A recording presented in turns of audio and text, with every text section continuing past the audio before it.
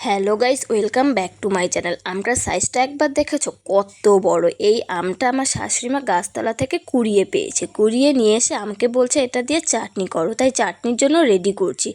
আমটার খোসা কোনো মতন ছাড়িয়ে তারপর আমটা কাটছি। বাবা, আমটা মানে ধরাই যাচ্ছিল না, এত বড় সাইজ। তো যাই হোক, আমটা হচ্ছে ছোট ছোট পিস করে দেখো আমি সুন্দর করে কেটে নিয়েছি। ছোট ছোট করেছি তার কারণ ভালো সেদ্ধ হবে, তাই ছোট ছোট করে নিয়েছি। আর এদিকে চাটনি করার জন্য প্লেটে নিয়ে নিয়েছি খেজুর, পাঁচফোড়ন, শুকনো লঙ্কা, তেজপাতা, কাঁচা লঙ্কা আর একটু জিরের গুঁড়ো। তারপর কড়াই বসিয়ে দিয়ে সর্ষের তেল দিয়ে একটু গরম করে তার মধ্যে দিয়ে দেবো তেজপাতা আর শুকনো লঙ্কা। শুকনো লঙ্কা আর তেজপাতাটা একটু লাল লাল করে ভেজে তার মধ্যে দিয়ে দেবো পাঁচফোড়ন। পাঁচফোড়নটা একটু ভাজা হবার পর তারপর আমগুলো ছেড়ে দেব। তো আমগুলো দিয়ে ভালো করে ভেজে নেব।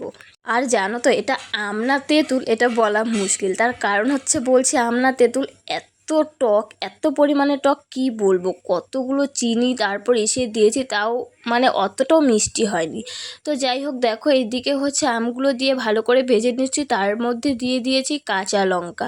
কাঁচা লঙ্কা দিয়ে তারপর আবার ভালো করে একটু নেড়ে চেড়ে তার মধ্যে দিয়ে দেব নুন, হলুদ আর জিরের গুঁড়ো। জিরের গুঁড়ো দিয়ে এটাও ভালো করে একটু নেড়ে নেব।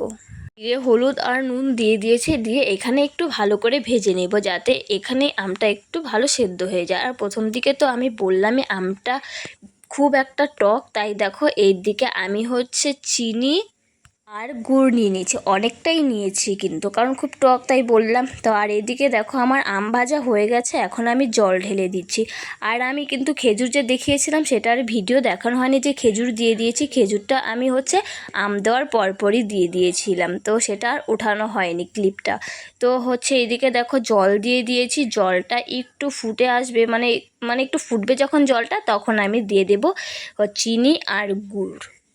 তোমাদেরকে যতটুকু চিনি আর গুড় দেখিয়েছিলাম ততটুকুতে হয়নি, পরে আমাকে আরও দিতে হয়েছিল। এই দেখো চিনি আর গুড় দিয়ে দিয়েছি।